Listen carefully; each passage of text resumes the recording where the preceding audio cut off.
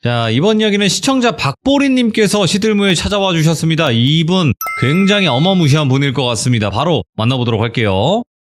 네, 여보세요? 박보리님 안녕하세요. 자, 일단은 박보리님 오늘 해주실 네. 이야기가 도대체 어떤 이야기를 들고 오셨는지 바로 출발을 해보도록 하겠습니다. 렛츠가! 기리십니다. 박보리예요.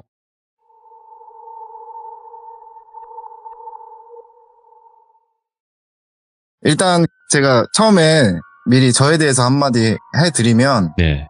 장집이나 이런 데를 갈 때 뭐 많이는 안 가봤는데 좀 용하다는 데 이렇게 찾아갈 때마다 오. 귀신들이 저한테 굉장히 역한 냄새가 난다. 네. 거의 뭐 진동을 한다. 귀신계의 스컹크. 예, 그렇기 때문에 네. 뭐 좋은 신이든 나쁜 신이든 잡신이든 근처에 얼씬도 안 한다 라고들 했고요. 그래서 제가 사귀었던 여자친구나 아니면 가족 중에 저희 누나가 예. 가위를 굉장히 자주 눌려요. 틈나면 그냥 눌리는데 예. 유독 저랑 같이 있을 때는 단 한 번도 가위를 눌리지가 않거든요. 그리고 굉장히 개운하게 잠도 잘 자고 뭐 그런 것 때문에 저도 약간 반신반의했었는데 갈 때마다 그런 말을 듣고, 그리고 또 마지막으로 무당들이 저한테 이제 귀신들이 저를 볼 때 약간 호랑이 형상으로 보인다 오. 라고 하면서, 이게 뭐 제가 냄새라고 표현은 했지만 약간 그 호랑이 냄새? 네. 뭐 그런 게 난다고들 하더라고요. 그래서 원래 그 짐승들이 네. 호랑이 네네. 변 냄새를 맡거나 이러면 도망가잖아요. 네네, 얼씬도 안 하잖아요. 그런 거라고 하더라고요. 예. 전 조상신 복도 없고 아무 복도 없대요. 근데 그렇다고 나쁜 신도 안 오고, 그래서 그냥 중립이래요. 예. 그렇기 때문에 저는 이제 가위도 한 번도 눌려본 적이 없고, 뭐 귀신 이런 건 단 한 번도 본 적이 없고, 뭐 예를 들어서 폐가 같은 데를 가도 저는 아무렇지도 않아요. 그냥 먼지 많네 오. 요 정도? 그래서 뭐 도깨비불 나온다 하는데도 가도 뭐 아무 그것도 없고. 네. 근데 이거를 미리 말씀드린 이유가 그만큼 저한테 귀신이 안 느껴진다라는 건데, 제가 지금 하려는 얘기가 처음이자 마지막으로 귀신을 봤던 얘기예요. 그래서 이제 시작을 하겠습니다. 제가 약 한 20년 전에 중학교 한 1학년 때쯤 그때 겪었던 얘기인데, 그 지역이 굉장히 시골이에요. 산골이죠. 거기에 저희가 PC방도 없고 오락실도 없고 아무것도 없으니까 더우면 계곡 가고, 눈이 온다. 눈을 엄청 많이 오니까 눈이 예. 오면 우리 비료포대 속에 눈 집어넣어가지고 이렇게 썰매 타고 막 그러잖아요. 그렇게 해서 노는데 그때가 여름이었어요. 엄청 덥죠. 그래서 계곡을 가려 하는데 저희가 아는 데가 딱 한 곳밖에 없으니까 거기로 가자 해가지고 가는데, 거기가 갈 수 있는 길이 두 갈래예요. 가까운 길이 하나 있고 그 길에 한 3배 정도 되는 우회해서 돌아가는 길이 하나 있어요. 근데 우회하는 길은 논밭밖에 없는 그런 길이고, 예. 가까운 길은 농로 아시죠? 그 논하고 논 사이 그 조그마한 길, 예. 차 못 다니는 길, 그런 길인데, 거기를 갈 때 항상 지나쳐야 되는 게 절인데, 절이 하나 엄청 크게 있어요. 근데 예. 이름도 없어요, 그 절이. 오늘도 갔다 왔는데 이름 없더라고요. 오, 예. 이름이 없어요. 만자 표시만 있고. 만자도 없어요. 오. 근데 스님이 계세요. 네이버에도 안 나와요. 근데 거기가 주변에 돌 쌓아놓는 그 돌탑 있죠. 조그마한 돌 이렇게 막 쌓아놓는 거 있잖아요. 그게 한 2m, 3m로 이렇게 큰 게 주변에 싹 둘러져 있고, 커다란 정각 하나만 딱 한 채 있어요.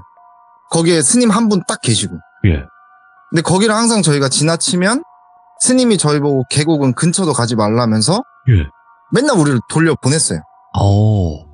그러니까 에이 귀신이 어딨어 하면서 저희는 우회하는 도로로 해서 이렇게 자전거 타고 맨날 한 대여섯 명이서 돌아다녔죠. 그래서 그날도 갔어요. 저는 항상 가면은 제가 이제 사진 드린 거 한번 혹시 띄워주실 수 있으세요? 네, 지붕이 있는데 바로 앞에가 2층이에요. 여기가 역순으로 1층, 2층, 3층이거든요. 높은 데가 1층, 그 다음에 중간이 2층, 맨 깊은 데가 3층인데, 예. 여기 보시면은 이렇게 그 평상 같은 거 있잖아요. 예.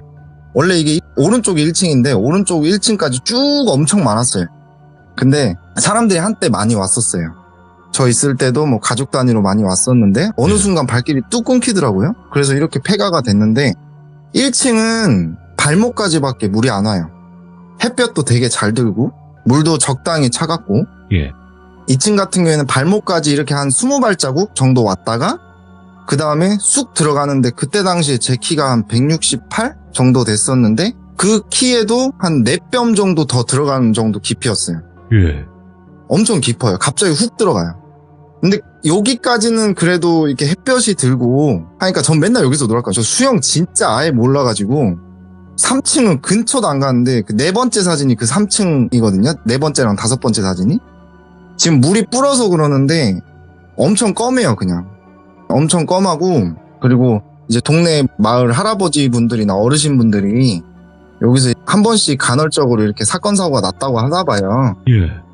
그래서 사람 머리통만한 그 실타래 있잖아요. 그거를 한번 빠뜨려 봤대요. 근데 끝까지 들어가더래요.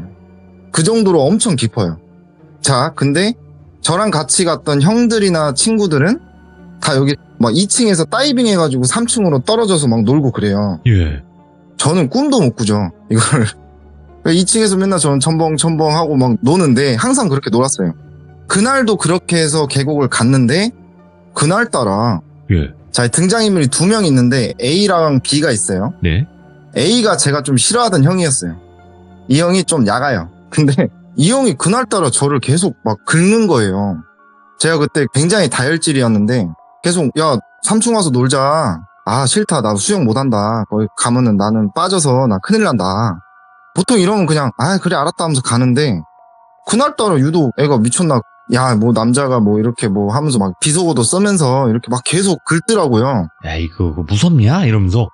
예, 막 이게 굉장히 순화한 건데 와 막 진짜 욕도 하고 와가지고 발로 툭툭 치고 짱 나잖아요. 예. 태권도도 배웠는데. 그래가지고 이단 옆차기를 그냥, 그죠? 예, 호랑인데. 그래갖고 제가 그러면 갈게. 가는데 대신 2층에서 다이빙은 절대 못한다. 아 오케이 알겠대요. 대신 밑에 내려가면 다이빙 하래요. 그래서 일단은 가보자 했는데 3층이 양옆으로 이렇게 비탈이에요. 그냥 비탈 길이 아니라. 그래서 저희가 그 개가 걸어가듯이 옆으로 해서 이렇게 내려가거든요. 그렇게 해서 내려가고 여기 같은 경우에는 무릎까지가 한 3발자국? 그리고 바로 그냥 꼬르륵이에요. 근데 이제 그 형들이나 친구들은 여기서 이렇게 물장구 친다고 해야 되나요? 예. 물에서 둥둥 떠 있는 거 있잖아요. 그거 하면서 좀 상계해서 있고 제가 내려오니까 막 난리가 난 거예요. 제가 드디어 내려왔다. 그래가지고 막 저는 엄청 긴장을 했죠. 지금보다 더 긴장을 했는데 그 발목까지 오는데 여기 계곡이 지름이 대략 한 5m 정도밖에 안 돼요. 좁아요. 근데 맞은편에 동그란 돌멩이가 하나 있는데 그게 사람이 2명이 앉기에 딱 좋은 그 평평한 돌이에요. 예. 거기서 이렇게 다이빙을 하라는 거예요. 근데 거기서 다이빙 하는 건 쉬운데 거기까지 어떻게 가냐 이번에 제가 네. 수영을 못하니까. 그래서 그 A가 본인이 이렇게 데려다 줄 테니까 해보래요. 예. 그래서 일단 그럼 저기까지 데려다 주라 해가지고 그 A 그 형 목을 잡고 이렇게 그쪽으로 갔어요. 올라갔죠. 아 너무 무섭더라고요. 지금 너무 그 생생하게 생각이 나는데 진짜 너무 무서웠거든요. 물이 깜깜하잖아요. 물이. 그래가지고 뛰어들면 니들이 바로 와서 나 끄집어내야 된다. 안 그러면 예. 나 진짜 간다. 위험한데. 예. 알겠대요. 본인들만 믿으래요. 그래갖고 막 심호흡하고 막 하나 둘 셋 해가지고 뛰어들었죠. 뛰어들자마자 구출은 개뿔 그냥 꼬르륵 하는 거예요. 근데 이게 발길질하고 손짓을 막 하는데도 안 돼요. 이게 뭐 물살을 이게 느낄지를 못하니까. 그래가지고 막 꼬르륵 하는데 위에를 보는데 이게 그 빛이 드니까 그 동그랗게 있을 거 아니에요. 예. 근데 그게 점점 작아지더라고요. 아, 나 이대로 죽는 건가? 하면서 발길질을 더 심하게 하는데 자, 지금부터 팩트입니다. 이거 제가 진짜 본 거예요. 그 형상이 제 머리에 아직도 그대로 있거든요. 자세하게 이야기해 주세요. 밑에가 갑자기 욱신한 거예요, 왼발이. 그래서 밑을 딱 봤어요. 저는 이제까지 그렇게 아름다운 손은 처음 봤거든요. 예. 그 주변에 약간 잔상이 남을 정도로 이렇게 새하얀 여자 손이 딱 그 우리 팔꿈치 위로 한 2cm 정도? 그 깔끔하게 무슨 글라인더로 자른 것처럼 딱 그 부분만 손이 나와서 제 왼쪽 발목을 딱 잡고 있더라고요. 굉장히 세게. 예. 그걸 봤는데 이거 뭐 무섭고 뭐 이 귀신인가 이런 생각 자체도 안 들고 바로 위를 쳐다봤죠. 아까는 서서히 줄었는데 지금은 엄청 빨리 줄더라고요. 그때 생애 처음으로 주마등을 한번 느꼈거든요. 이게 사락 사락 가더라고요. 위 한번 보고 아래 보는데 그 손은 아직도 있고 또 위 보고 아래 보는데 그 손은 아직도 있고 그걸 한 3번 정도 반복을 했기 때문에 제가 올라와서도 이게 귀신인가? 너무 선명하죠. 3번째 계속 보는데 계속 있으니까 예. 주변은 다 검하고 근데 이게 갑자기 화가 막 나더라고요. 너무 억울하잖아요. 이게 지금 이게 뭐예요. 14살밖에 안 된 애가 지금 이게 뭐야. 화도 나고 막 가족들 생각도 나고 그래가지고 발길질을 막 미친 듯이 했어요. 예. 그리고 막 물속이라서 소리는 안 났지만 온갖 쌍욕을 다 했거든요. 그 밑에 팔 보면서. 그리고 막 손짓을 하니까 조금씩 그 물살 흘러가는 그 느낌이 나더라고요. 그 몸이 위로 올라가는 느낌이 나면서 발을 막 터니까 그 손이 갑자기 풀더니 그냥 사라지는 거 밑으로. 희미하게 싹 사라지더라고요. 예. 그러면서 제가 막 미친 듯이 위로 올라왔어요. 막 숨이 턱끝까지 올라오는데 뽀글뽀글 하면서 막 올라와서 정말 마지막으로 그 발길질 하기 전에 밑에 그 손 봤을 때는 그 위에 동그라미가 점이었는데 막상 보니까 그렇게 깊게 들어온 것 같지는 않더라고요. 그래가지고 막 위로 올라가서 무트로 나왔죠. 예. 그리고 막 위에까지 나올 정도로 막 숨을 쉬었어요. 그게 숨을 쉬면서 주변을 둘러보니까 저 구해준다는 놈들 있죠. 아, 예. 똑같이 물장구 치고 있더라고요. 뭐 괜찮냐 하는데 제가 진짜 그때 온갖 전 지역에 욕을 다 했거든요. 걔들한테. 그래가지고 뭐 어디서 배운 것도 없는데 갑자기 막 헤엄을 쳐가지고 제가 그 세 발자국 거기 발목까지 있죠. 거기까지 네. 가가지고 그냥 뭐 쓰레빠건 뭐건 그런 거 벗겨지든가 말든가 그 빌타를 막 그 네 발로 기어가지고 2층으로 올라갔어요. 올라가가지고 그 햇볕 뜨는데 제가 맨날 앉아있던 곳이 있어요. 거기 앉아서 숨을 막 이렇게 하고 있었죠. 네. 근데 아까 그 왼쪽 발목 있죠. 욱시 나는 거예요. 그래서 봤죠? 진짜 농담이 아니라 손가락 4개, 엄지손가락 하나, 자국이 진홍색으로 딱 찍혀 있더라고요. 그치. 이게 진짜 세게 잡았을 테니까. 근데 이게 귀신이면 이게 뭐 어떻게 가능하겠냐고요. 너무 무섭고 막 패닉이 와가지고 밑에서 막 그 형들이랑 친구들이랑 막 올라오는데 다 쌩까고 그냥 자전거 타고 바로 집에 갔어요. 그 농로 쪽으로 해서 갔어요. 스님이 불러 세우는데도 그냥 들은 채 만치도 안 하고 자전거 타고 갔는데 거기서 저희 집까지 40분 걸려요, 자전거로. 오, 예.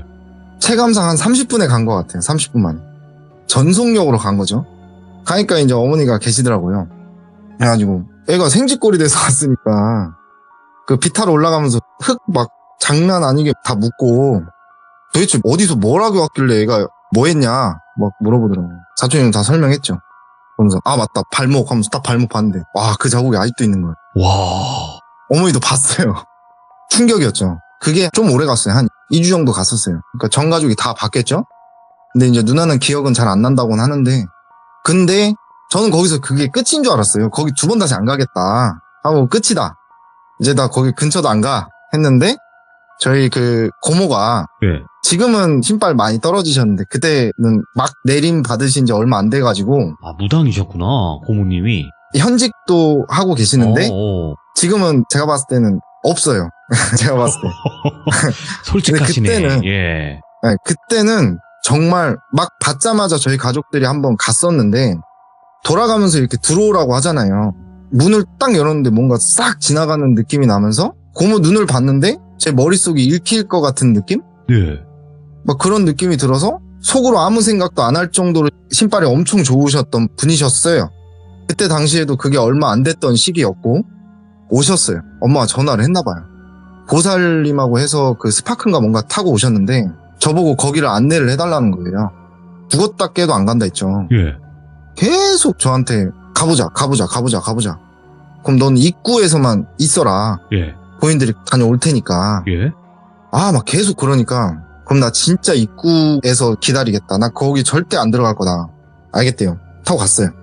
가는 내내 얼마나 무섭겠어요. 그렇지. 그래가지고 막 가면서도 말도 못하겠고 너무 무섭고 등에 식은땀 나고 근데 고모랑 그 보살님은 막 뭘 챙기고 있어요. 예. 뭐 무구 이런 거였겠죠?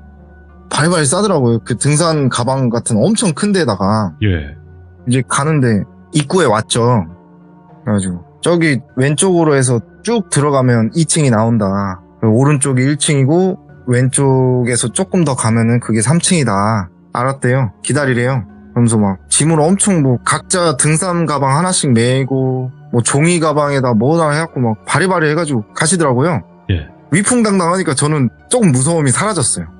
왜냐면 최근에 고모 눈을 봤을 때 그 기세를 봤잖아요. 될 것 같다. 오. 그런데 한 30분이 지나도 안 와요. 예. 거기가 그렇게 큰 데가 아닌데 왜 안 오지? 근데 또 왼쪽은 보기가 싫은 거예요. 막 그쪽은 안 보고 있다가 왜 안 오지 하면서 딱 봤는데 저기서 가져갔던 짐은 온데간데 없고 무슨 피난 가는 사람 마냥 헐레벌떡 뛰어오더라고요. 오이고, 예. 심지어 입고 갔던 그 우리 얇은 등산복 있죠? 그것도 없어요. 막 뛰어와요. 그 차에 타더라고요. 물어봤죠. 왜 그러냐. 대답이 없어요. 바로 차 돌려가지고 가더라고요. 풀악셀로. 일단 조용히 있었죠. 뭔가 느낌이 안 좋다. 아, 거기 진짜 보통이 아닌가 보다 하면서 갔죠. 저희 집에 왔어요. 예. 냉수랑 이렇게 막 대접했죠. 그리고 막 이제 드시고 있는데 한참 있다가 전 얘기해줄 때까지 앞에서 가만히 기다렸거든요. 예. 이제 얘기를 해주시더라고요. 오, 이제 나온다. 예. 갔대요. 딱 이제 짐 챙겨가지고 이렇게 딱 들어가는데 가장 먼저 1층을 먼저 갔대요. 예. 1층은 그냥 뭐 우리가 아는 그런 관광지? 아무 느낌도 없는 그런 느낌이었대요. 그래서 애가 헛걸봤나? 아, 영가 기운은 안 느껴지는데? 이렇게 갸우뚱하셨나봐요. 네. 그러면서 그 물길을 따라서 가면은 2층으로 바로 내려갈 수 있거든요. 그래서 물길을 따라서 막 2층으로 가는데 2층에 거의 다다랐을 무렵에 저 멀리서 여자 웃음소리가 나더라고요. 되게 우리 뭐 조선시대 때 막 이렇게 축제할 때 여자들 막 하하하 웃으면서 날개 막 펼치고 하는 그런 하듯이 이렇게 웃음소리가 막 났대요. 촉이 좋으시니까 신발이 있으니까 선녀인가? 이랬대요. 근데 선녀는 좋잖아요. 근데 선녀가 안 좋대요, 원래. 왜요? 선녀가 그냥 마주치면 안 좋은 신이래요. 근데 이제 그 안에 모시는 신이 계실 거 아니에요? 2층으로 계속 접근할수록 계속 뭐랄까 가지 말라는 이런 압박? 오. 더 가지 마라. 뭐 그런 압박을 말로는 안 하셨는데 이렇게 뭘로 전달은 안 하셨는데 묵직한 느낌이 나더래요. 그런데도 또 사람이란 게 호기심이 있으니까. 예. 그리고 신발 충만한 상태니까 이제까지 못했던 게 없었을 거 아니에요. 갔대요 계속. 2층에 딱 도착을 했어요. 웃음소리는 갈수록 커지고 2층도 꺼림직한데 이 소리는 3층이다 해가지고 2층을 가로질러서 이렇게 3층 쪽으로 가는데 거의 다다랐을 무렵에 그 모시고 있는 신 있죠. 예. 안 느껴지더래요. 그러니까 뭐 도망간지 뭔지 모르겠는데 냅다 도망갔네. 안 느껴지더래요. 예. 본인도 그런 경험은 처음이었대요. 그 보살은 신이 받거나 그런 건 아닌데 느끼긴 한대요.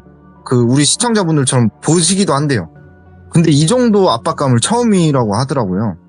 그러면 살짝 보고만 가자. 어차피 바로 그 몇 발자국 앞이니까 해가지고 몇 발자국 가서 딱 봤는데 그 자리에서 주저앉았대. 왜요? 거기가 양옆에 이렇게 비탈이 있고 나무가 위로 이렇게 있어갖고 거기가 계속 응달지고 있거든요. 예. 그리고 지금 사진에는 좀 낮아 보이는데 폭포가 한 5m 정도 돼요. 아니, 사진은 안 깊어 보여요. 사진에 찍힌 거는. 그것 때문에 그래요. 그 물방울. 아, 이게 비 와가지고 엄청 세더라고 이게. 물 지나가는 게. 이따가 영상 찍으신 거 마지막에 한번 볼게요. 일단 이야기 네, 해주세요. 네, 그 소리도 그게 다 물소리거든요. 어마어마하게 물이 나오더라고요. 근데 거기서 딱 봤는데 비탈 쪽이랑 밑에 검은색 물 있죠.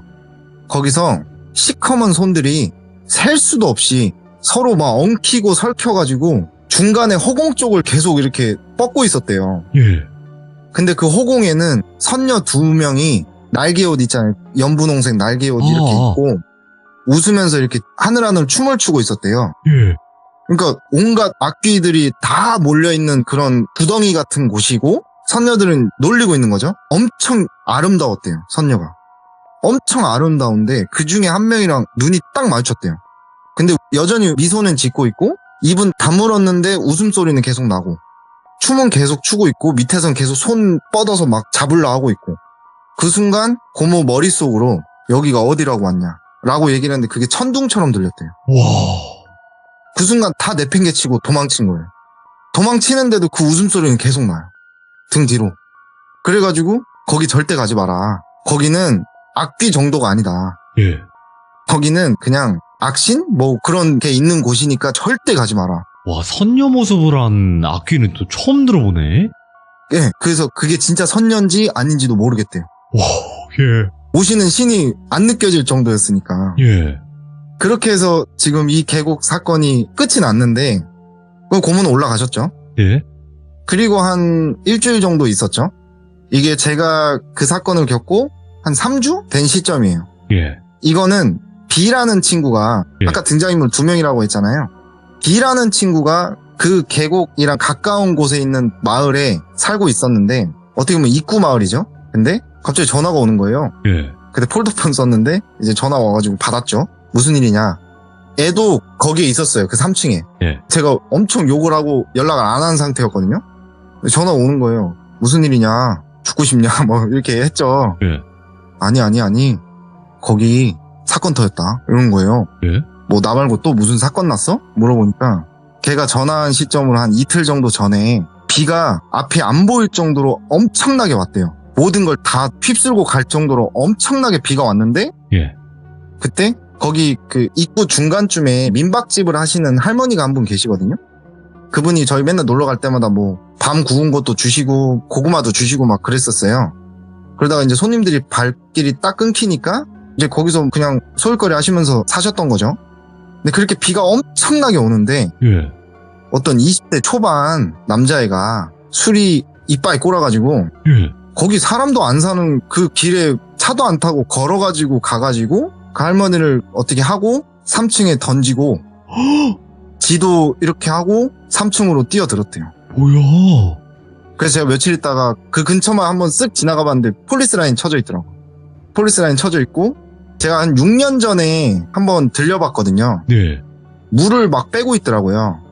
그래서 사진이 그 물 빼던 흔적이거든요. 아, 예. 근데 물이 다시 찼어요. 그렇죠. 이제 비 오고 하니까. 물이 빠졌을 때는 별로 안 무서웠거든요. 그래서 이제 여기도 뭐 다 사라졌나 보다. 다 이렇게 하늘로 올라가셨나 보다.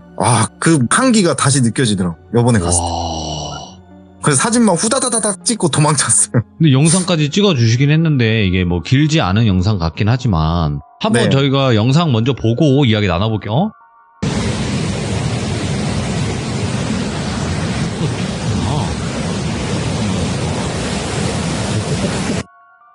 물살이 세네요. 잠시만요. 또 하나 보내주셨습니까?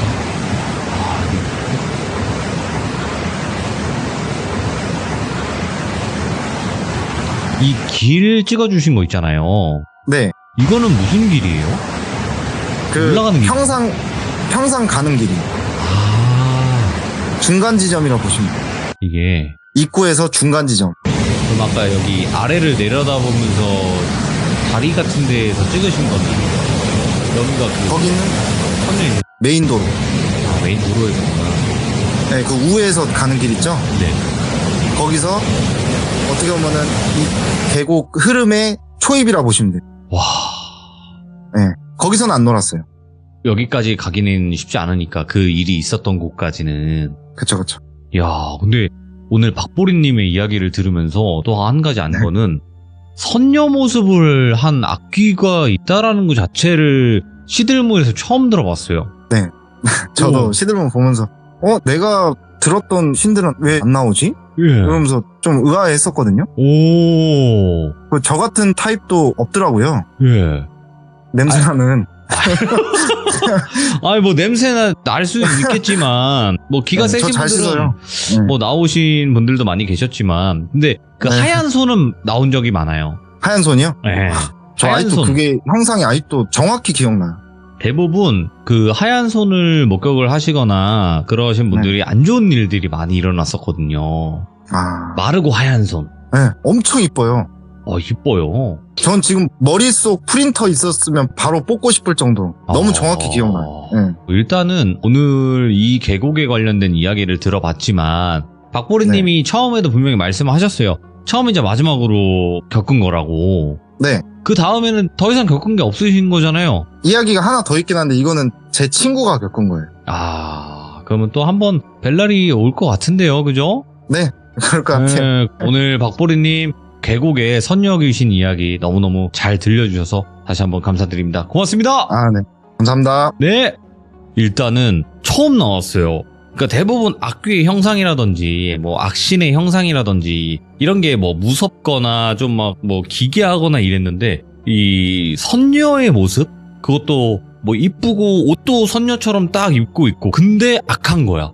이런 게 더 무서운 것 같아요. 제가 봤을 때는. 그 모습에 홀리거나 그래서 안 좋게 된 사람들도 분명히 있을 거 아니겠습니까?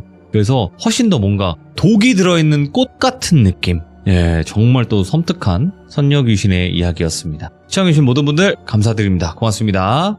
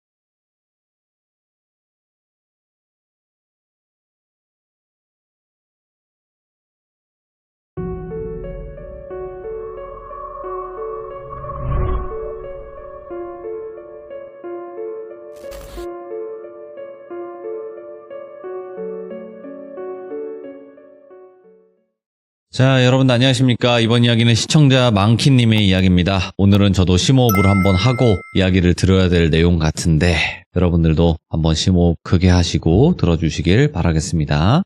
네, 안녕하세요, 돌비님. 망키님 반갑습니다. 네, 안녕하세요. 네, 오늘 또 이렇게 바쁘신 와중에도 참여해 주셔서 감사드립니다. 아닙니다. 네, 오늘은 저도 뭔가 심호흡을 크게 하면서 좀 진정하면서 이야기를 들어야 될 것 같아요. 그죠? 네, 이번 네. 이야기는 조금 애완견을 키우시는 귀족님들이라면 너무너무 화를 많이 내실 수도 있는 그런 이야기고요. 네. 실제로 있었던 현실 공포 이야기입니다.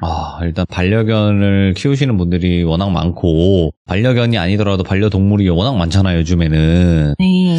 그러다 보니까 도대체 어떤 이야기일지 벌써부터 좀 느낌이 오긴 하지만 그래도 이야기는 한번 들어봐야 되겠죠? 네. 알겠습니다. 그럼 바로 출발을 해보도록 하겠습니다. 렛츠가! 기리십니다. 망키죠!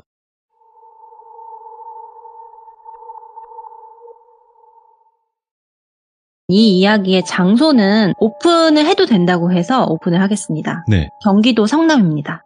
예. 성남에서 일어났던 현실 공포 이야기고요.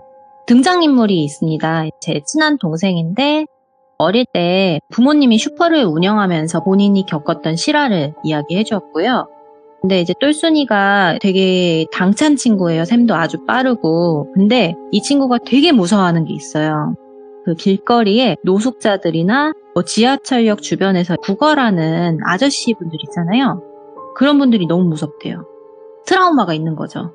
그래서 그 지하철이나 버스나 이런 쪽에 안 다니려고 차도 샀고 그럴 정도로 트라우마가 있는데 어떤 일이 있었는지 이야기를 드리자면 똘순이가 중학교 1학년 때 대략적으로 20년 좀 안 된 해겠죠? 20년이 안 됐어요. 근데 학교하고 슈퍼로 오면은 엄마랑 아빠가 이제 교대로 일을 하셨대요. 근데 가끔 엄마나 아빠가 둘 다 은행이든 뭐 잠깐 볼일 보러 가야 할 때가 있을 거 아니에요. 그러면은 똘순이가 30분에서 1시간 정도는 슈퍼를 봐줬었대요. 중학교 1학년 정도 됐으니까 그 정도는 가능했던 나이인데 근데 슈퍼의 위치가 좀 살짝 위험했던 게 성남에 여인숙과 모텔촌이 엄청 많은 곳이 있어요.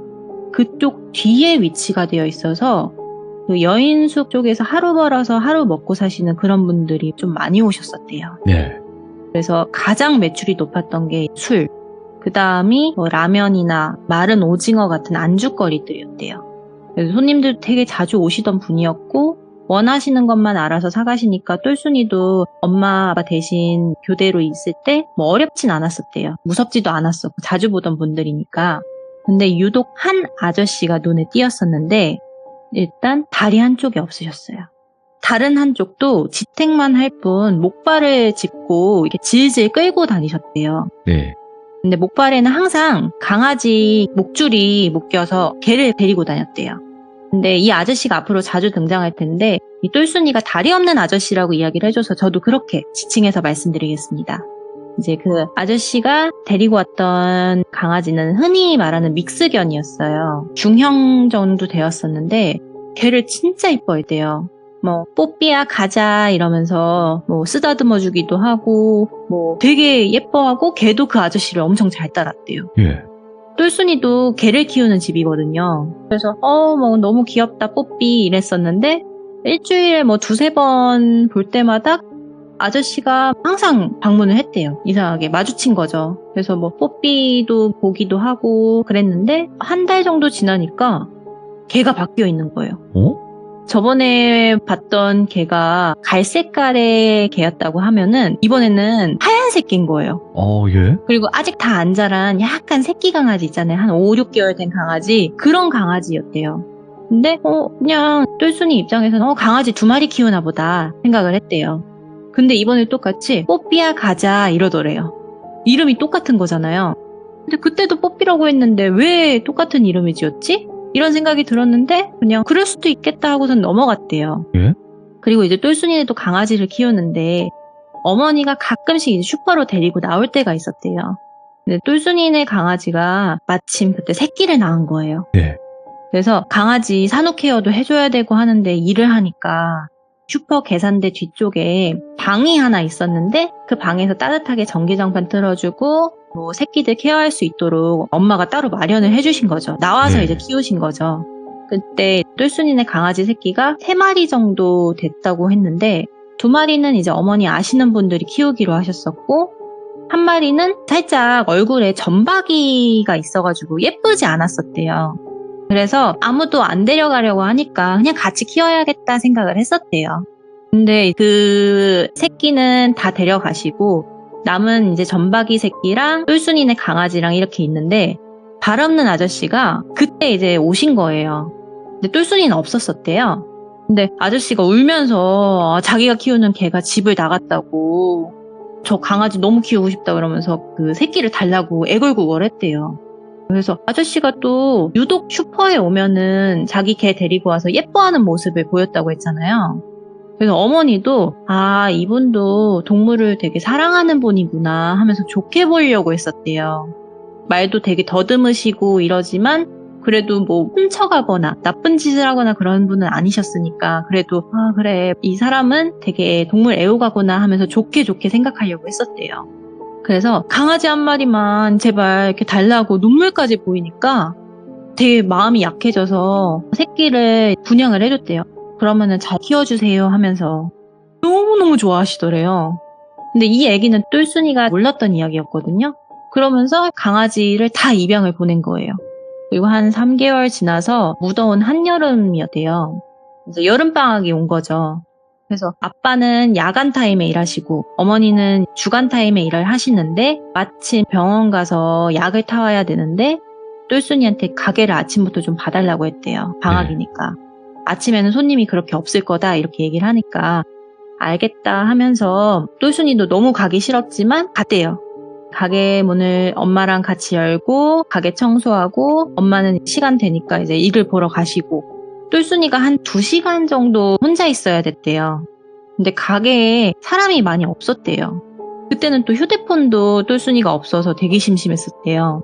그래서 가게 사람이 하나도 없으니까 동네를 이리저리 둘러보려고 나왔대요, 슈퍼를. 어린 마음에. 근데 골목길 쪽으로 조금만 걸어가면은 또 한 번 더 트는 곳이 있는데 네. 그쪽에 갔는데 강아지 한 마리가 피를 흘리면서 죽어가고 있는 거예요. 아유, 예. 처음 보는 강아지 같기도 하고 되게 안쓰럽기도 하고 해서 낑낑거리면서 애가 막 도움을 청하니까 어떻게 해야 되지? 하다가 그 강아지를 안고 가게로 온 거예요. 안쓰럽기도 하고 징그럽긴 한데 똘순이가 할 수 있는 거는 뭐 연고 발라주는 거, 뭐 후시딘 같은 거 있잖아요. 그런 거 발라주는 것밖에 없었대요. 그래서 어쩔 줄 몰라 하다가 강아지가 똘순이 앞에서 무지개 다리를 건넌 거예요. 그리고 나서 막 어버버버 하는데 몇 분 뒤에 엄마가 가게에 도착을 한 거죠. 근데 걔가 죽어 있으니 엄마가 얼마나 놀랐겠어요.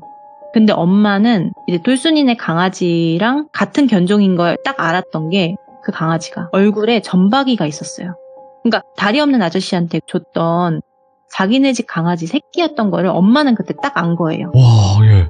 네, 근데 똘순이한테 얘기를 안 했대요. 충격 먹을까봐. 그래서 똘순이가 엄마가 좀 화나 보이는 얼굴이니까 눈치 보면서 아니 엄마 이게 낑낑대는 소리가 나서 내가 나가봤는데 강아지가 이러고 있었다. 그래서 데려왔는데 이렇게 된 거다 이러면서 엄마한테 울면서 이야기를 했대요. 근데 엄마가 똘순이한테 뭐라고 하진 않았지만 낯빛이 되게 어두웠었대요.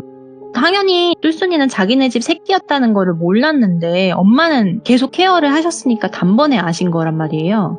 그래서 갑자기 엄마가 이제 슈퍼문을 잠그시고 이제 똘순이한테 가자 하고 강아지를 안고 걸어가시더래요. 묵묵하게.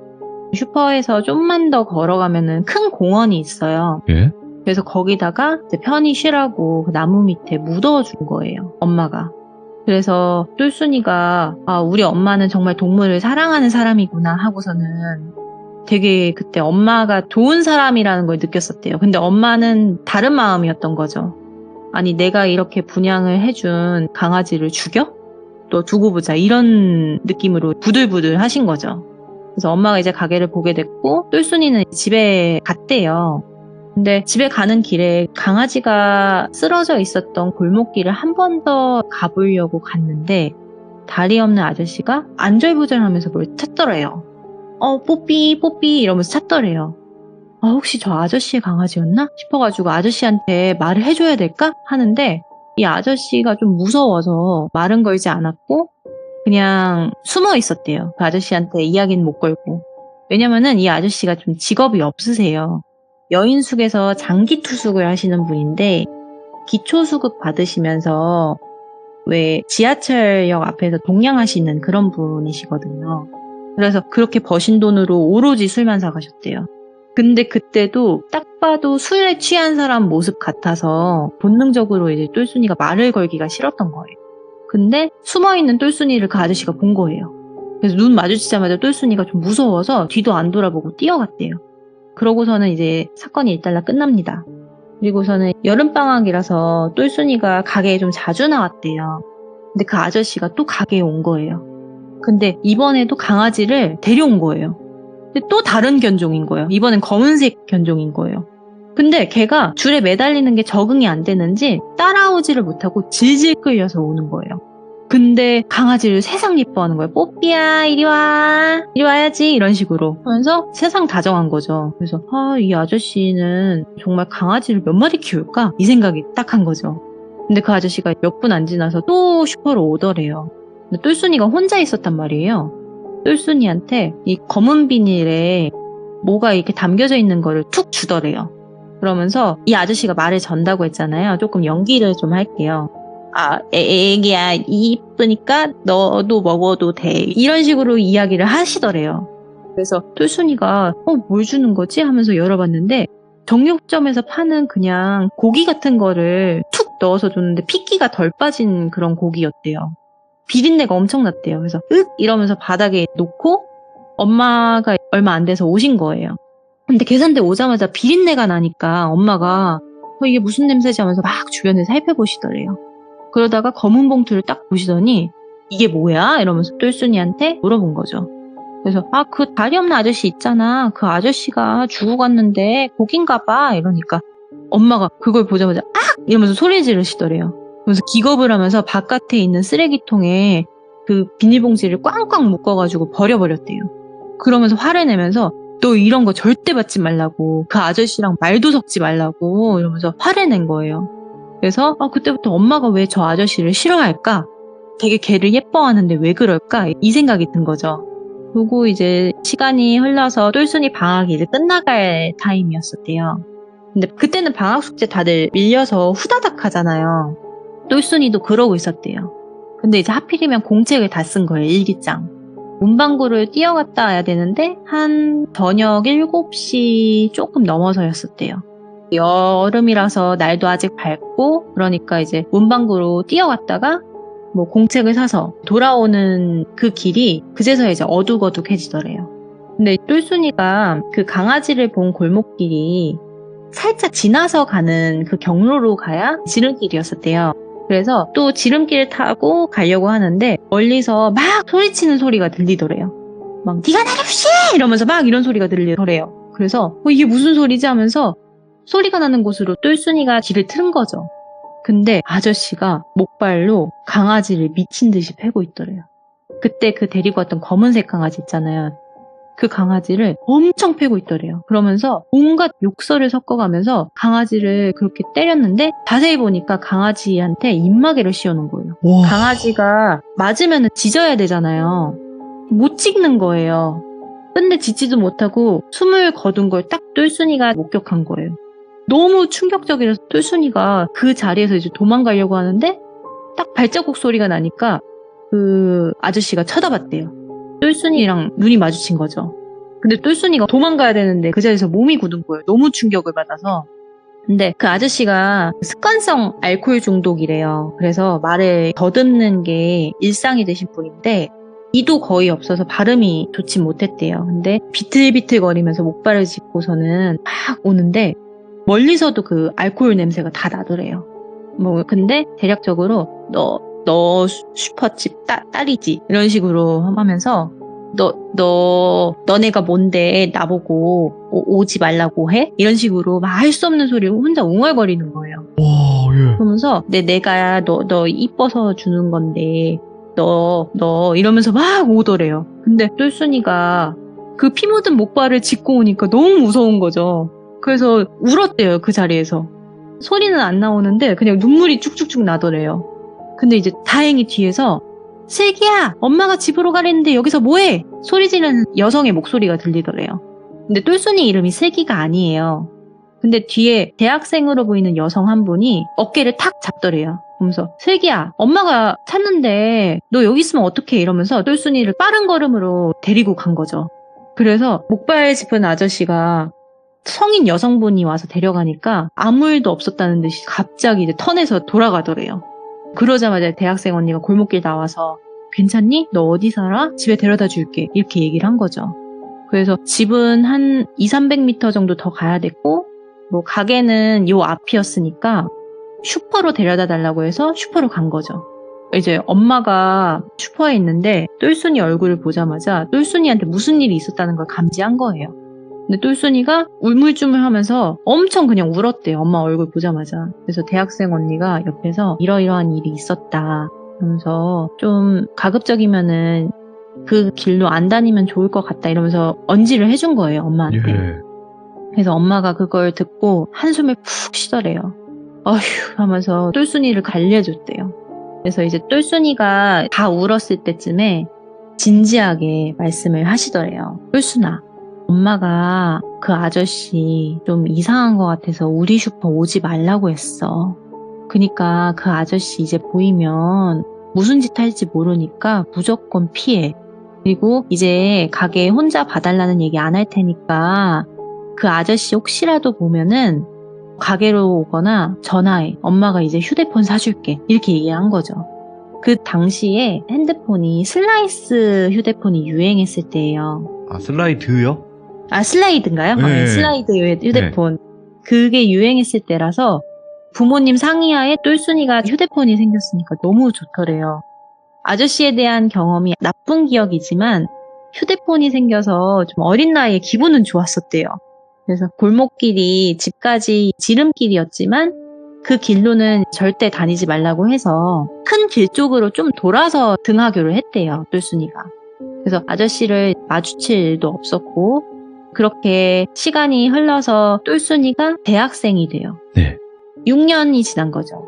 이제 공강일 때 슈퍼로 와서 부모님이랑 마감도 같이 도와드리고 그렇게 했었는데 그 다리 없는 아저씨가 배 목줄 똑같이 단 채 슈퍼를 지나가더래요. 근데 6년이라는 시간이 지났잖아요. 근데 백발인데 술만 드셔서 피부는 더 거무칙칙해졌고 뭐 검버섯도 군데군데 나 있고 눈은 충혈되어 있고 약간 폐인의 모습 그대로인데 이 사람이 6년 전보다 훨씬 더 늙어 보였대요. 근데 그때 이후로 슈퍼에서 본 적은 없었지만 어떻게 알아봤냐면 여전히 목발에 강아지 목줄을 채운 채 강아지를 질질 끌고 다니시는 거예요. 그걸 보고서 아, 그 아저씨네? 라는 걸 감지한 거죠. 그래서 엄마한테 저 아저씨 아직도 저러고 다니냐고 아, 나 옛날이지만 너무 소름 끼치고 싫다고 이야기를 하니까 엄마가 그제서야 이야기를 털어놓으신 거예요. 슈퍼는 단골 손님들도 많고 소문의 근원지래요. 뭐 손님들이 이야깃거리를 물어다 주기도 하고 이것저것 다 주워 듣는단 말이에요. 근데 그 이후에 엄마가 이제 혼자 그 아저씨를 알아보고 다녔대요. 근데 이 아저씨가 원래 그 중동 쪽으로 건설 일을 하셨던 분이래요. 네. 그러니까 외국인 노동자를 지원해서 가신 거죠. 근데 거기서 그렇게 뭐 노름을 많이 하셔서 번 돈을 다 쓰셨고 여기저기 빌리셔서 도박빚만 번 돈의 몇 배수로 불어났었대요. 아. 그리고서는 뭐 빌려준 사람들이랑 시비가 엄청 자주 붙었었고 근데 이게 진짠지는 모르지만 그 아저씨가 술만 먹으면 이런저런 얘기를 다 하고 다녔대요. 뭐 왕년에 내가 잘 나갔다, 얼마까지 벌어봤다 이런 이야기들 있잖아요. 그 중에 자기가 다리가 없는 이유를 말해줬었대요. 노름 때문에 사람들이랑 사이가 안 좋았었다고 했잖아요. 네. 그 아저씨를 죽이려고 피해본 사람들이 청부를 한 거예요. 근데 이건 아저씨 관점인 거예요. 다른 잘못한 행동을 했을 수도 있는데 아저씨의 관점인 건데 예. 청부를 한 거예요.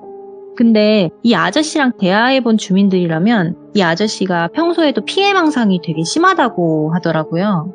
막 술만 먹으면 걔네들이 나 죽이고 싶어서 안달나서 사람 시켜서 막 죽이려고 했다고. 근데 나 살았는데 어쩔 거냐고 막 이러면서 알 수 없는 말들을 막 했대요. 근데 엄마가 그 중에 들은 대로 얘기를 하자면 그 아저씨가 얘기해주던 게 묘사가 너무 사실적이라서 진짠가 싶기도 하대요. 중동 지역이나 그 사막에 사는 사람들이 사람을 어떻게 죽이는지 아세요? 아유, 끔찍한데, 네. 말로 하기가 좀. 이게 사람의 팔다리를 일단 묶고 두건을 씌운대요. 예. 그 다음에 차에 태운 다음에 사막 한가운데로 쭉 들어가요. 예. 그리고 절대 걸어서 나올 수 없는 사막 한가운데에 그 사람을 버린대요. 그 다음에 양발에 아킬레스건을 다 끊어놓는데요. 그러면은 못 걸을 거 아니에요. 그렇죠.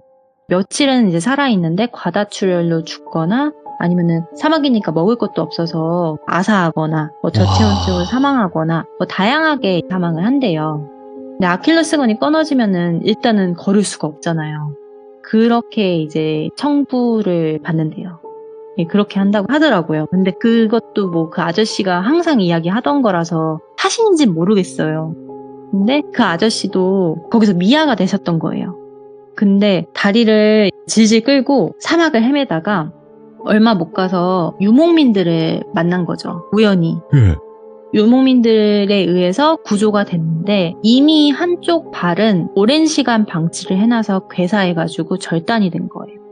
네. 근데 남은 한쪽 발마저 후유증이 심해서 제대로 걷지 못하는 그런 이유로 인해서 장애를 가지게 됐다라고 하더라고요.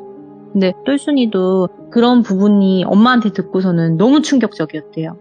그러니까 엄마도 그 얘기를 듣고선 충격적이라서 이거는 똘순이한테 이야기해주면 안 되겠다라고 판단을 하신 거예요. 그리고 이제 두 번째 충격은 아저씨가 키우는 개들이 대부분이 믹스견이라고 했잖아요. 완전 새끼가 아니라서 뭐 어느 정도 자라면 몸집이 조금 크대요. 근데 그럴 때마다 그 강아지를 여인숙 안에서 입마개를 씌우고 몇 마리나 죽였는지 모른대요. 예, 근데 이게 강아지의 시체가 없어요. 동네에서 발견할 수가 없었대요. 그래서 그 여인숙 아주머니도 그 여인숙의 그 사장님 있잖아요. 사장님도 하도 컴플레인이 많고 이 사람들의 인식이 안 좋으니까 쫓아내고 싶어서 나가라라고 얘기를 해도 뭐 지금 장애인 차별하냐고 막 소리 지르고 신고할 거라고 엄청 적반하장을 해댔대요. 그러니까 쫓아내지를 못하는 거예요. 여인숙 사장님도. 근데 강아지가 없어지면은 또 오일장 하는 곳이 있어요. 좀만 더 가면 그 오일장 하는 곳 가서 강아지를 또 사오고 아니면은 그렇게 똘순이 엄마처럼 새끼 낳은 강아지들 달라고 엄청 울면서 애걸구걸하고 그런 식으로 해서 강아지들을 데려왔던 거예요. 예. 그리고 이름도 한결같이 뽀삐. 그렇게 하다가 한 번은 이제 너무 술에 취해서 강아지 입마개를 안 씌운 거예요. 이제 소리가 난 거죠. 네.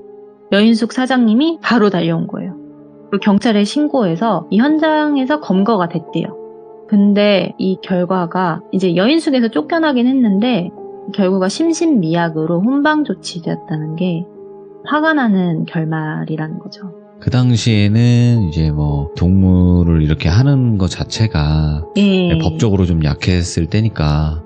그렇죠. 네. 그래서 사람들은 그거를 이제 아니까 다 피해 다니고 무시하고 엮여봐야 좋을 사람이 아니니까 그렇게 피하고 다녔는데 여전히 그 지역에서 8년 전만 해도 그 근방에 있으셨대요. 그래서 아저씨한테 뭐 이제 물건을 팔기 싫어서 어머니도 대놓고 우리 슈퍼 오지 말라고 싸운 적도 있고 네. 아저씨가 막 술 먹고 찾아올까봐 무서워서 경찰을 몇 번 부른 적도 있고 여러 가지의 이 에피소드가 있었대요.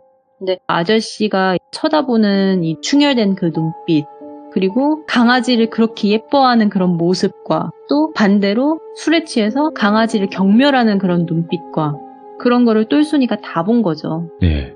너무너무 이런 사람이 무섭다. 아직도 기억난다. 이렇게 얘기하면서 시들무에 한번 이야기를 해드리러 왔고요. 아마 이 성남에 사시는 분이면은 보셨을 수도 있을 것 같아요. 그랬을 수도 있겠네요. 뭐 그 네. 당시에 그쪽에 계셨다면. 네, 아직까지도 있다면은 피하는 게 좋지 않을까 생각이 되어가지고요. 이게 어떻게 차마 입에 담고 싶진 않아요. 근데 그쵸. 뭐 이 사람이 심신미약이라고 하더라도 저는 심신미약의 모든 거를 정당화하기에는 그건 아니라고 생각을 하기 때문에 개인적으로는. 근데 네. 이거는 다른 의미로 뽀삐 아저씨네 제목이. 그러니까 네. 뭐 뽀삐 아저씨라고 하면 뭔가 애견을 사랑하는 것 같고 반려견을 정말 아끼는 것 같고 이런 느낌일 수도 있겠지만 이거는 다른 의미네요. 뽀삐라고 이름을 한결같이 짓는 것 자체도 역겹고. 그렇죠. 야, 이게 사람을 그렇게 해서도 안 되지만 동물을 말 못하는 짐승을 그렇게 함부로 한다는 것 자체가 저는 인간으로서 좀 아니라고 생각을 하거든요. 그럼요. 네, 뭐 동물을 나는 동물이 좀 싫어 이렇게 할 수는 있어요. 동물을 싫어한다고 해서 그건 나쁜 사람은 아니야. 근데 싫어한다고 해서 괴롭히면 안 된다는 거죠. 그러니까요. 네, 그게 정말 다른데 아이고 참 오늘 망키님의 이야기도 이런 사람이 있었다. 그리고 이거는 분명한 현실 공포다라는 걸 또 다시 한번 말씀해 주신 것 같아서 너무나 감사드리고 이런 일이 앞으로는 다시는 없기를 바라는 마음입니다. 감사합니다. 네, 감사합니다. 네, 고맙습니다. 네. 많은 분들이 들으시면서 화가 나시는 분들, 공감하시는 분들, 여러 가지 의견을 가지신 분들이 계시겠지만, 근데 이거는 너무나 작은 생명들이 희생되는 이야기잖아요. 이게 사람이어도 더 무서운 거고, 동물이어도 무서운 거는 마찬가지라고 저는 생각을 하기 때문에, 여러분들도 이런 사람들이 있다면 다시는 이런 일이 없도록 같이 옆에서 도와주시면 좋지 않을까 생각을 합니다. 시청해주신 모든 분들 감사드립니다. 고맙습니다.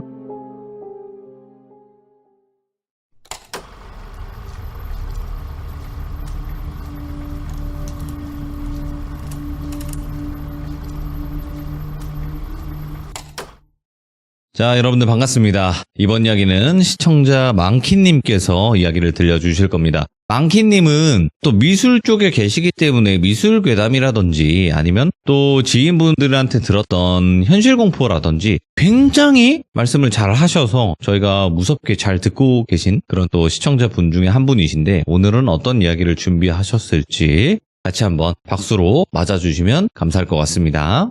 안녕하세요. 아이고 망키님. 네, 안녕하세요, 돌비님. 아이고 오늘도 이렇게 또 시들무에 와주셔서 너무나 행복합니다. 네. 영광입니다. 진짜 행복합니다. 저 왕키님의 이야기 들으면서 뭔가 조금 이렇게 말씀 잘하시는 분이 계시구나 하면서 한 번 더 느끼고 있거든요. 과찬으십니다. 네. 뭐 직업이시다 보니까 말씀 잘하시는 건 알겠는데 이걸 또 무서운 이야기 접목까지 잘 시켜주시니까 감사드리죠.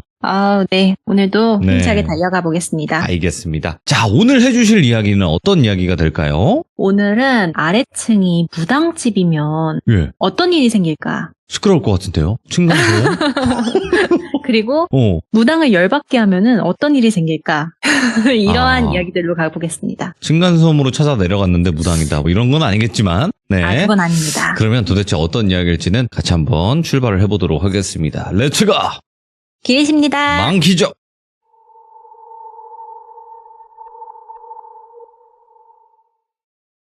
제가 저번 주에도 성남 이야기를 좀 했어요. 네. 이제 성남 쪽 출신의 친구들이 좀 있는데 오늘도 성남의 이야기입니다. 경기도 성남? 예, 맞습니다. 네. 성남이 지금은 좀 많이 발전했는데 한 15년 전 정도에는 유독 달동네가 많았었어요. 거기에는 무당집이 몰려있던 장소들이 좀 있는데 거기 살면서 무당을 좀 잘못 건드려서 무서운 경험을 했던 수진이 가족의 이야기를 해드리려고 합니다. 수진이 가족, 알겠습니다. 네. 수진이가 중3일 때 아버지가 사업을 시작하셨대요. 냉방기계 부품 관련 사업을 하셨는데 들어가는 자본금도 많아서 처음에는 좀 힘들었는데 풀리면서 수입이 좀 들어오셨대요. 그래서 사글세 집에서 살다가 이제는 전세집으로 가자 해서 이사를 하려고 여기저기 알아보았대요. 근데 가지고 있는 액수로 4명의 식구가 살 수 있는 크기와 금액 조건이 좀 맞지가 않아서 복덕방에서도 꽤 멀리까지 알아봐 주셨던 거예요. 여기저기. 그러다가 부동산 아주머니가 수진이네가 원하는 금액대로 맞출 수 있는 크기의 매물을 소개해 준 거예요. 근데 일단 한번 가보고 선택하라고 이야기를 하더래요. 그래서 일단은 갔대요. 온 가족이 갔대요. 방을 보려고. 한겨울이었는데 유난히 그 골목길이 좀 싸했었대요. 왜냐면은 그 무속인 모양의 로고들이 되게 줄줄이 있었었대요. 예. 그래서 그 골목길을 좀 지나서 한 집에 도착을 했대요. 주택이었는데 2층 집에 올라가려고 대문을 열었대요. 근데 1층 집이 엄청 화려했었대요. 무속인 집을 가면은 뭐 빨간, 노랑, 흰색 등등의 천들이 매달려 있잖아요. 딱 그랬대요. 그리고 이제 2층 집을 봤는데 향기가 엄청 가득했대요. 그러니까 집이 좀 오랫동안 공실이었던 그런 느낌이었대요. 네. 근데 수진이는 그 당시에 중3이었고 그런 거와는 상관없이 집 조건이 너무 좋았던 거예요. 일단 방이 3개고 예. 안방이 있고 그 다음에 작은 방이 2개가 있는데 한 방이 유독 넓었대요. 그러니까 내가 누나니까 내가 저 방을 쓰겠구나 하면서 눈이 횟가닥 돌았대요. 네. 그래서 동생이랑 또 남매예요. 그러니까 다른 방을 써야 하잖아요. 그래서 이제 나 이 집 너무 좋다고 나 여기 쓰고 싶다고 하면서 엄마한테 엄청 쫄랐대요. 근데 부모님의 표정은 좀 찜찜해 했었대요. 왜냐면 올라오면서 이제 무당집인 걸 확인을 했잖아요, 밑에 층이. 그러니까 좀 귀신은 안 믿지만 그런 부분이 좀 찜찜해서 서로 눈치를 보고 있었는데 그 이제 공인중개사분이 여기가 좀 오랫동안 공실이어서 그런 거지 난방도 잘 되고 뭐 물도 잘 나오고 뭐 골목길에 차도 세울 수 있고 뭐 좀만 걸어가면 마트랑 학원가랑 다 있다 이러면서 설득을 하더래요. 네. 대신에 전세가 아버지가 말하신 금액과는 조금 높은데 내가 한번 깎아보겠다 이렇게 말을 한 거죠.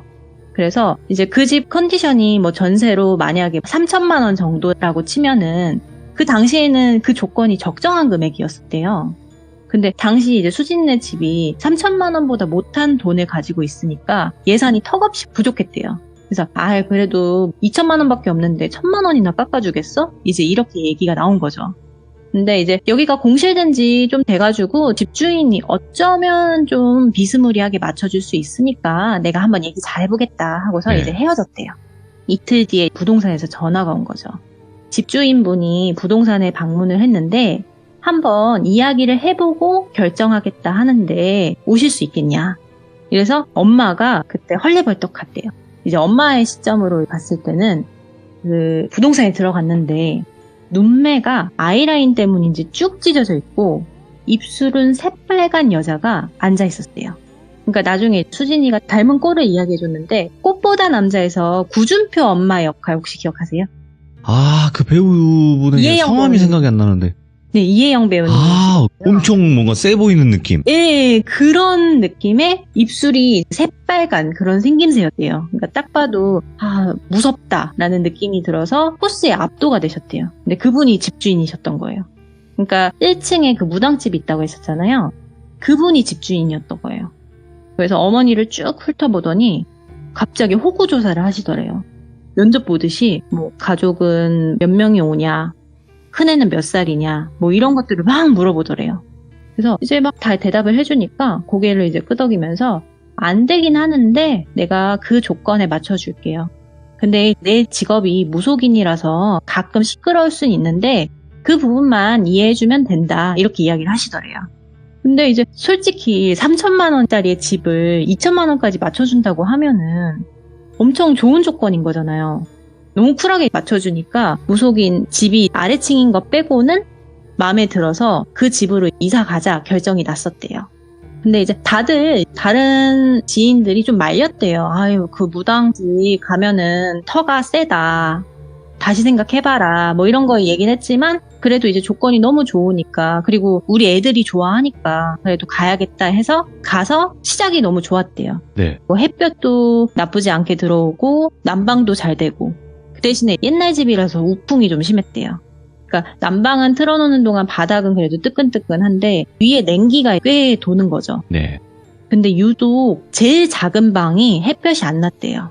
그 방이 수진이 동생이 쓸 방이었는데 창문을 열면은 그 옆집 건물이 바로 있어가지고 볕이 안 드는 그런 구조였대요. 그러니까 방불을 안 켜면 낮에도 어두운 거예요. 그런 방이었는데 그래도 방이 생겼으니까 수진이 동생도 너무 좋아하더래요. 그리고서는 지내는데 한 명씩 좀 기이한 일을 겪게 돼요. 일단은 수진이 동생부터 이야기를 하자면 자면은 자꾸 가위에 눌린대요. 그러니까 가위에 눌리면 사람들이 그렇게 자기를 밟고 지나간대요. 한두 명도 아니고 여러 명이 자기 위에서 밟고 이렇게 지나가는 그러한 꿈과 가위에 눌리는 거죠. 네. 그리고 엄마는 안방에서 잘 때 자꾸 환청을 듣는데요. 그러니까 바스락거리는 소리가 들리는데 그냥 옷이 맞춰야 되는 소리가 아니라 한복 소재들 있잖아요. 아, 예. 한복 소재들이 바스락하는 마찰 소리, 그런 소리가 환청으로 들렸대요. 계속. 그리고 화장실에 있을 때 거울 보고서는 씻고 있으면은 자꾸 그 거울에 누가 쳐다보고 있는 그런 느낌이 들었대요. 근데 이게 아버지도 솔직히 사업이 좀 잘 돼서 이사를 온 거잖아요. 근데 사업이 갑자기 잘 안 돼요. 거래처가 좀 끊기고 반품이 들어오고 난리가 난 거죠. 그래서 아버지 성격도 좀 변하셨대요. 옛날에는 막 하하하 이렇게 자주 웃으셨다면 지금은 막 예민하고 틈만 나면 소리치시고 욱하는 성격이 강해지신 거예요. 그렇게 기이한 일이 살짝씩 일어나요. 그리고 수진이도 화장실에서 머리 감는데 괜히 누가 뒤에서 치는 것 같고 이런 또 일들이 있었대요. 근데 수진이는 또 유독 그냥 그런 경험들이 많이 없어서 그러려니 하고 지냈는데 학교에서 이제 하교하고 돌아왔는데 무당분이 그날따라 마당에 서 계시더래요. 예. 그래서 집주인이니까 뭐 안녕하세요 하고 빨리 가려는데 손으로 오라는 신용을 하더래요. 근데 수진이는 이 무당이 너무 무섭게 생겼단 말이에요. 그래서 눈을 깔고 갔대요, 일단.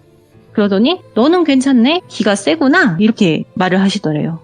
그래서 저게 무슨 말일까 하고서는 네? 이러더니 아니야 올라가봐 이래서 그냥 올라갔대요.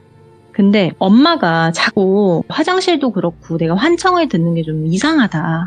아빠한테 이야기를 한 거예요. 그러니까 아빠가 귀신 같은 걸 안 믿으니까 그냥 기분 탓이다. 당신 허해서 그렇다. 이렇게 얘기를 하고 더 이상 뭘 하자는 얘기가 없으니까 엄마도 답답하고 수진이도 좀 그런 기운을 느끼니까 엄마한테 살짝 얘기를 했대요. 엄마, 우리 그 아래층 무당 아줌마한테 물어보면 안 돼? 나도 살짝 그런 느낌 드는데 이런 식으로 얘기를 한 거예요. 그래서 엄마가 오전에 일을 하고 오면은 낮에 집에 오신대요. 그러면은 방바닥에 앉아있으면 동생 방에서 바람이 술술 부는데 이게 닭살이 돋을 정도로 좀 싸한 안 좋은 바람이 불더래요. 그래서 진짜 이건 아니다. 우리 집 진짜 뭐 있는 것 같다 싶어서 그 무당분한테 갔대요. 그래서 넌지시 물어봤대요. 위층에 좀 뭔가가 있는 것 같아요. 부적 같은 거 써주실 순 없어요? 이렇게 물어봤대요. 근데 이제 무당이 가끔 내가 굿을 하거나 하면은 잡기들이 이 터에 올 수가 있다. 이 터가 뭐 마음에 들면은 안 떠나는 애들도 있고 뭐 그렇기는 한데 일단 올라가 보죠 이러고선 수진의 집을 올라간 거예요. 이제 수진의 집에 와서 들어왔는데 동생 방을 엄청 뚫어져라 쳐다보더래요. 그러면서 이 구역이 음기가 강하네. 귀신들이 가끔 여기서 마음에 들면 붙어있다 갈 수도 있다.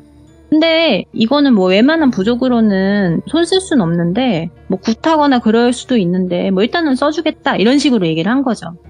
뭐 굿해라 이러면은 좀 영업하는 것 같잖아요. 그래서 부적 써주겠다. 근데 부적이 저렴하진 않다. 여기저기 붙여야 되니까 좀 값이 나온다. 이렇게 얘기를 했대요. 근데 뭐 부적값이 뭐 한 1, 20만 원을 불렸나 봐요. 그 당시에. 근데 그 당시에 20만 원 정도의 값어치가 꽤 높았단 말이에요. 그러니까 한 달의 식비를 좀 빠듯하게 해결할 수 있는 돈이었는데 아빠가 지금 사업이 잘 안 되잖아요. 그래서 좀 고민 좀 해보겠다 하고서는 무당이 갔대요. 네. 집으로. 그래서 아빠가 이제 퇴근해서 왔는데 이야기를 했대요. 지금 우리 집이 좀 이러이러한 상황이라는데 부적 같은 거 두면 어떻게 생각하냐. 이렇게 얘기를 한 거예요. 그러니까 갑자기 엄청 소리를 지르더래요. 재수없게 그런 이야기로 돈 내게 하려는 거 아니냐고. 안 그래도 그 무당 맨날 쳐다보고 이러는 거 기분 나쁜데 지금 우리 호구 잡았다고 생각하는 거 아니냐고 막 승질을 내더래요. 그래서 아빠 성격이 되게 욱하고 예민해졌다고 했잖아요. 갑자기 현관문을 열고 내려가서 무당이 있는 1층으로 내려가더니 문을 쾅쾅쾅 두들겼대요. 아줌마 나와보라고. 아줌마 그렇게 안 봤는데 우리 호구로 보이냐고. 집사람이 지금 순진하니까 지금 그렇게 꼬시냐고 막 이러면서 막 뭐라고 하더래요. 소리를 막 다 지르니까 밖에서 사람들이 다른 집에서 문 열고 구경하고 그랬대요.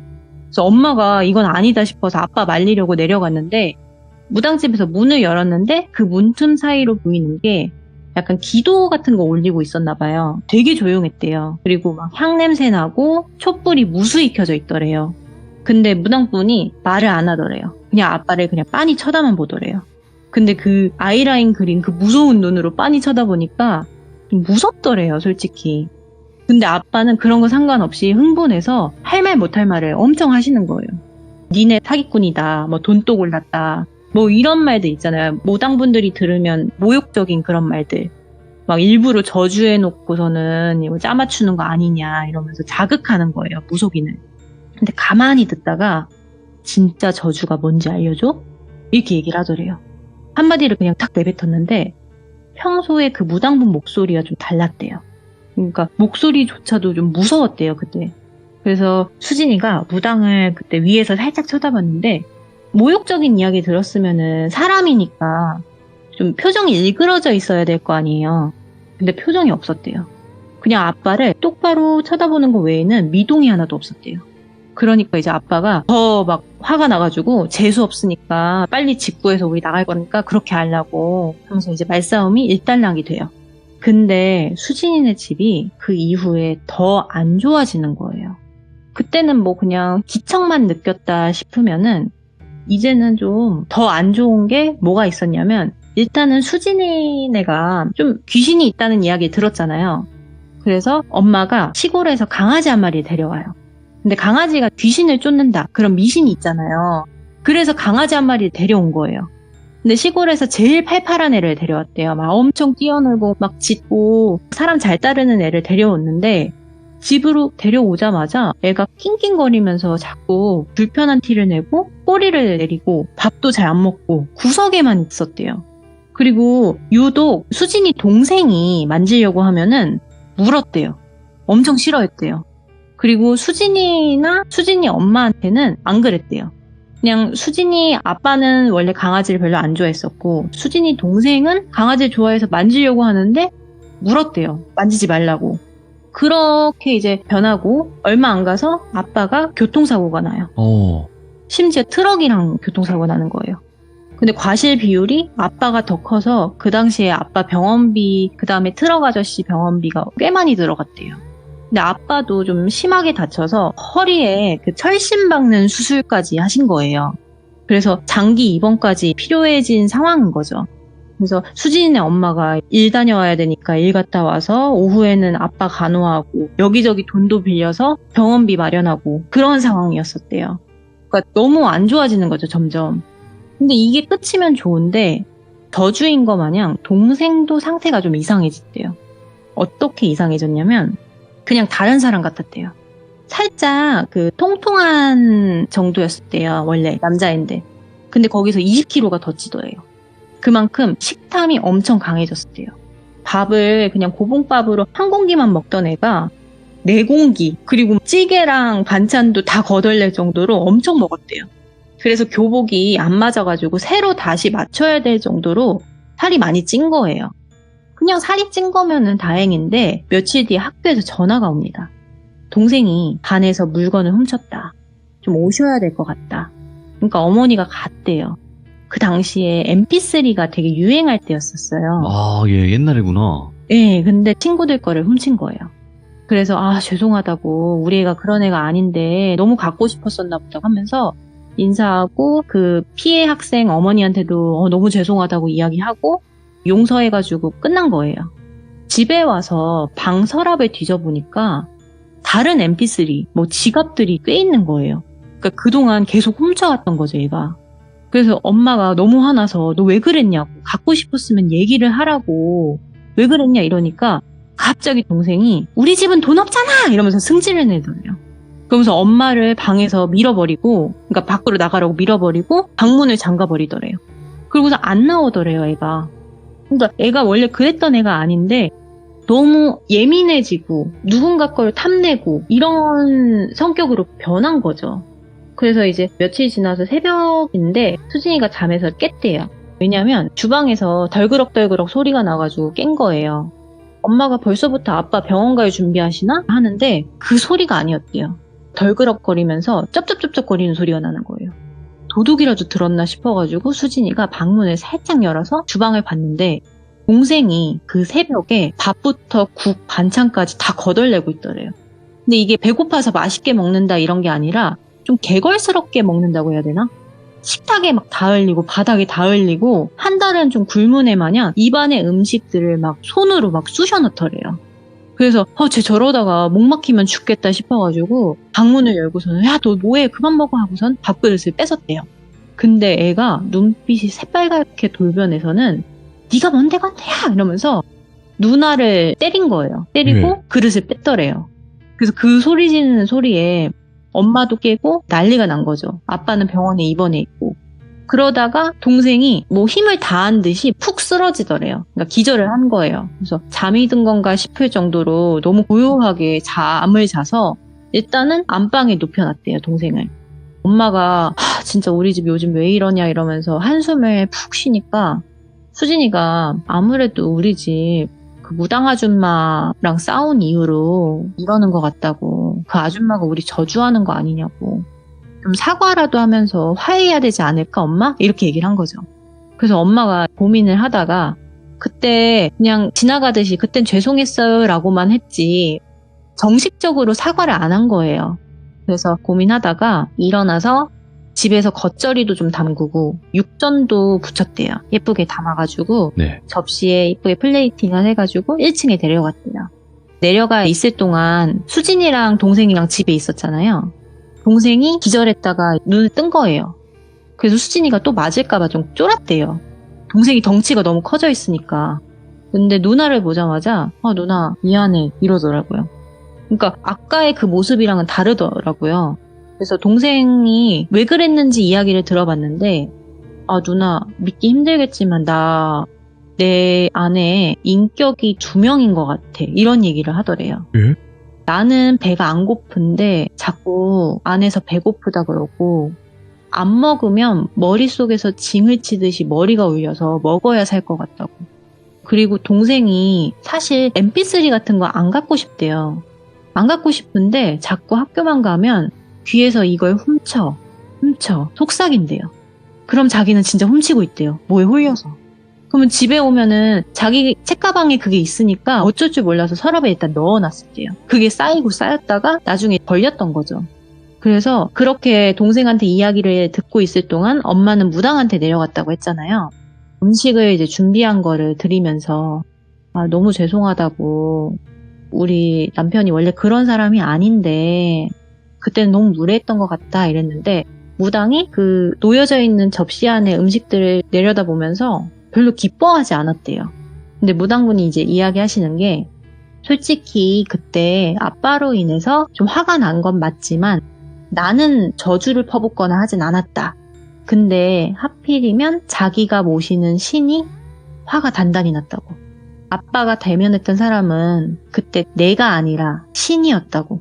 근데 이 노여움은 내가 풀어줄 수가 없다고.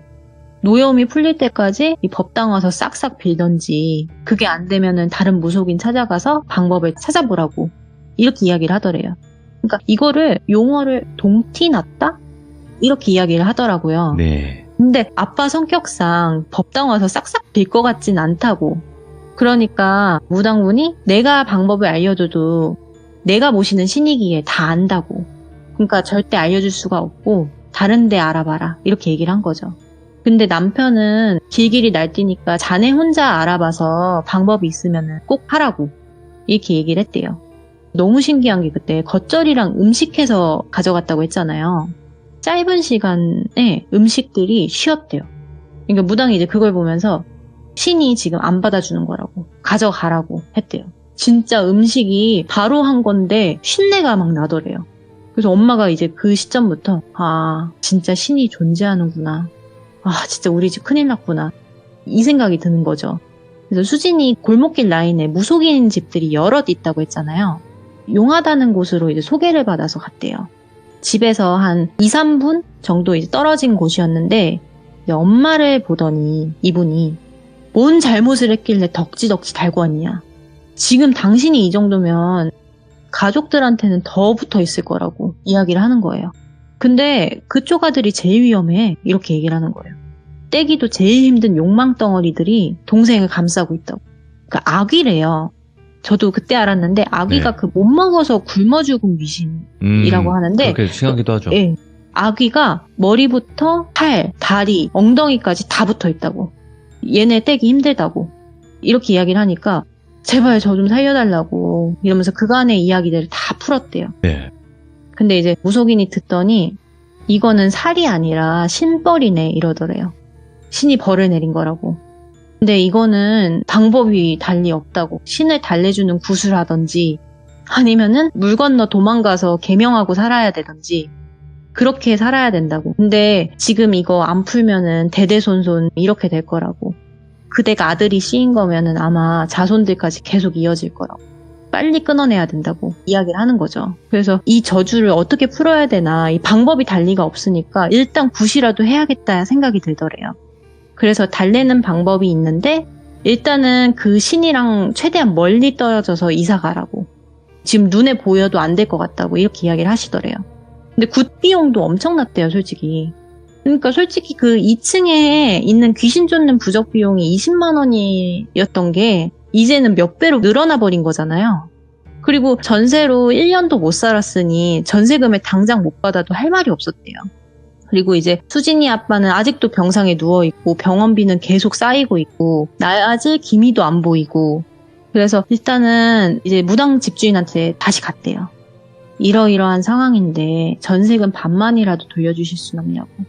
나머지는 세입자 들어오면 받겠다고. 우리 빨리 이사 가겠다고. 이렇게 얘기를 했대요. 그러니까 이제 무당분이 워낙 우리 터가 세서 못 견디고 나갈 수는 있다고 생각은 했는데 사정이 딱 하니까 좀 봐줬대요.